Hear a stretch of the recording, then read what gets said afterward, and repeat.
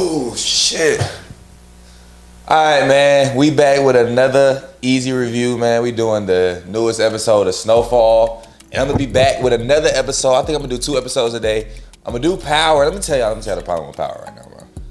My mother, a lot of y'all know my mother, canceled the Star subscription like a year ago, bro. So I've been on a damn mass scramble trying to either legally or illegally watch this motherfucker. So we gonna have another Power episode today after I watch that motherfucker. So stay tuned for that. You know what I'm saying? I need y'all to like, comment, and subscribe. But let's get into the newest episode of Snowfall. All right, so the episode started off with Veronica mama talking to Veronica, basically really trying to warn her about niggas like Franklin, which, you know what I'm saying, for the sake of the show, I feel like lame as hell. Well, for the sake of my favorite character being Saint, that shit lame as hell. But realistically, I mean, she just being a mama. She keeping it real, you know what I'm saying? Like, Franklin not the ideal nigga you would want for your daughter, you feel me? Like, with that lifestyle he living. So really, she really just trying to warn her, but like, due to the fact that I'm watching this show in favor of the drug dealer, you know what I'm saying? She on that lame shit. You know what I'm saying? So that's my opinion on her right now. So then we skip to the scene where y'all know the little crack cocaine addicted snorting ass police officer that Jerome and Louis got on their team. He basically goes and drops the bomb that, oh yeah, Franklin was there too. You feel me? And I was interested to see what their reaction was gonna be to that news and see if like they really wanted the nigga dead. They did. Louis was like, fuck, like we had a chance to get them both, but they missed both. So they know that it's definitely smoke coming behind that miss. You know what I'm saying? How did they miss? Basically, like what Jerome said, how the fuck y'all, how they miss that? You know what I'm saying? They spent the house, had the drop, and nobody died. Hell, Kane is damn near a fucking paraplegic. So I don't know how, in Jerome's eyes, like, I don't know how y'all missed that. You know what I'm saying? But they know it's gonna be consequences for that, for sure. So then now this is my second favorite part of the entire episode. Leon go put the hood on notice. Really, honestly, it's the hardest part of the episode, but what happens at the end so crazy, it gotta be number 1. But as far as just like moment for moment in this scene, bruh, like Leon realizing like, fuck, like I gotta tap back into that mode in order to keep structure. Too much change is never gonna be a good thing. Like even if it's in the right direction, too much change change has to be a subtle thing. Like it needs to change over time to give people time to adapt. You know what I'm saying? Too many people was relying on that shit to keep moving forward. You know what I mean? So you can't just cancel everybody out, especially when people get used to that money.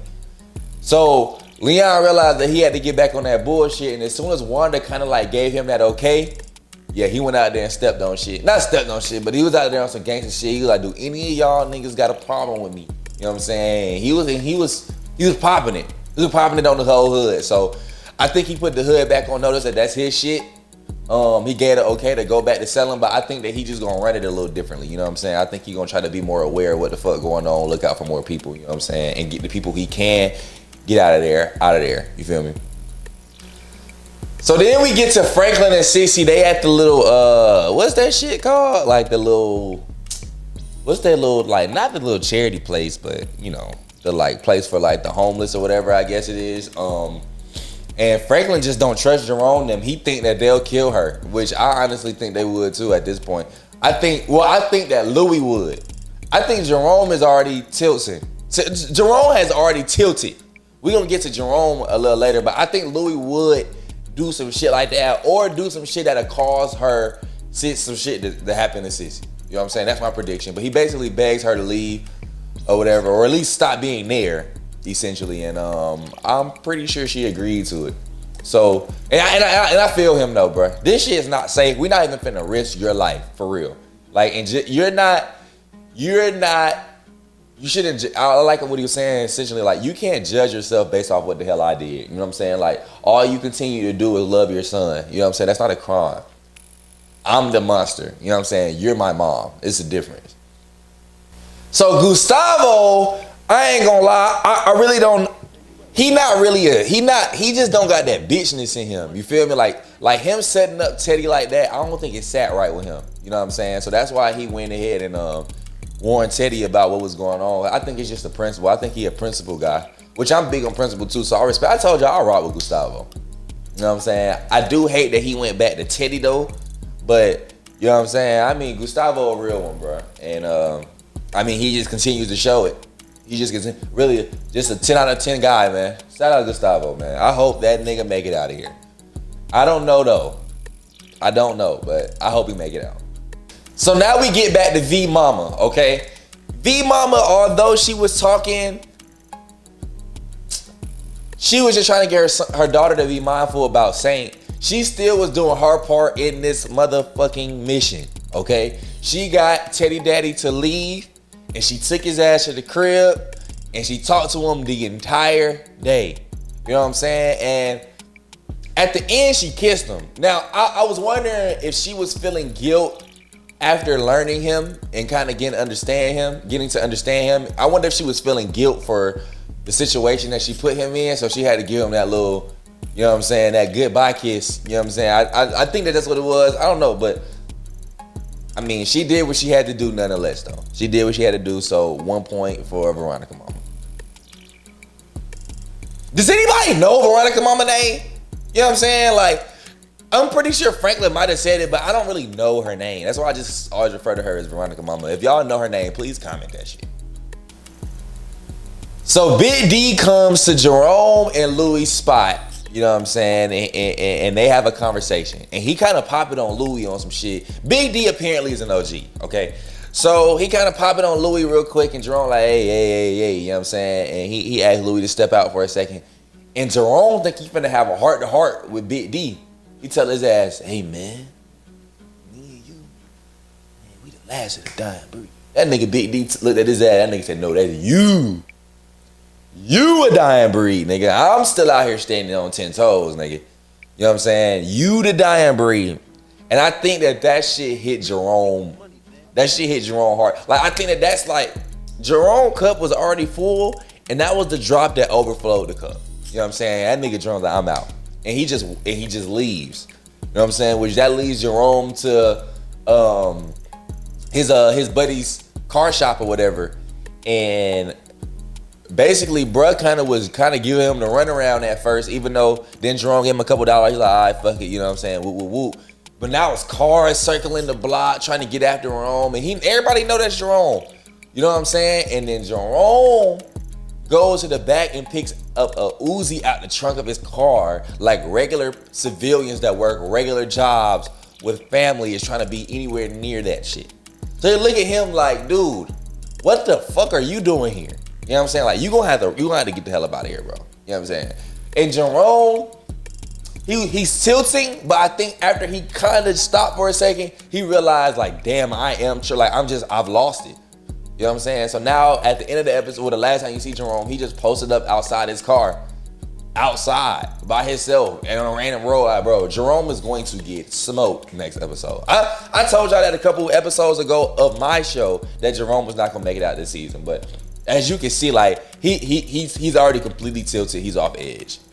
So one of my favorite things from this episode too was the interaction between Wanda and Sissy.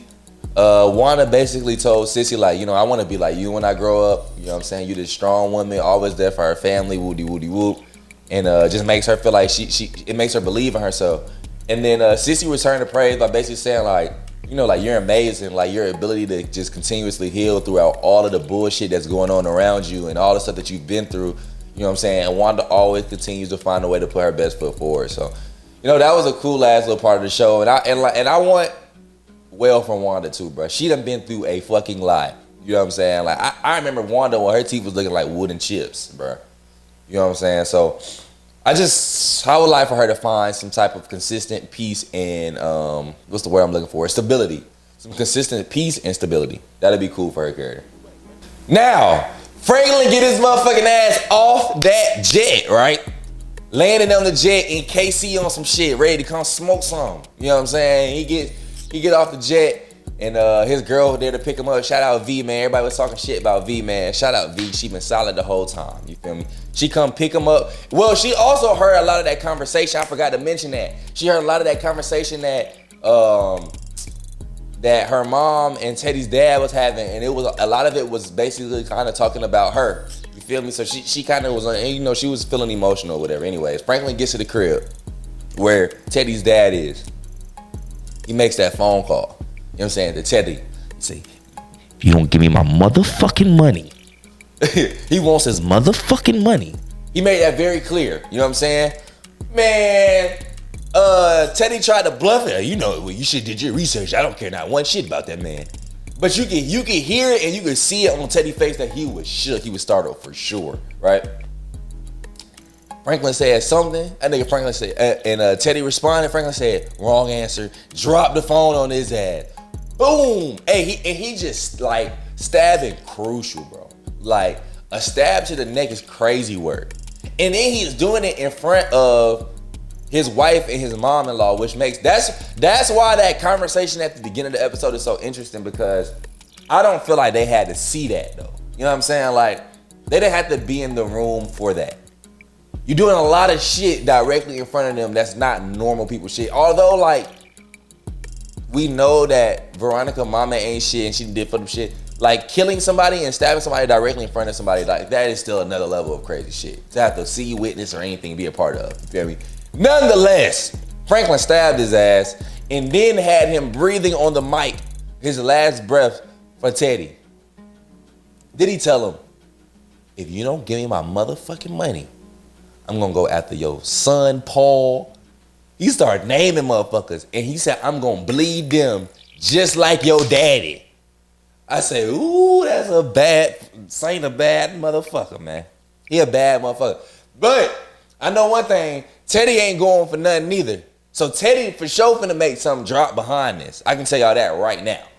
So I'm interested to see who go. I want y'all to comment, right? I need y'all to comment and tell me who y'all think is going to be the next person to die in Snowfall. I need that. You know what I'm saying? Nonetheless, though, man, I'll be back later after I watch Power. Figure out how the hell I'm gonna watch Power. And I'll be back with another episode of an EaZy review for that. So y'all folks stay up, stay easy, leave a like, comment, subscribe, and I'll catch y'all later today.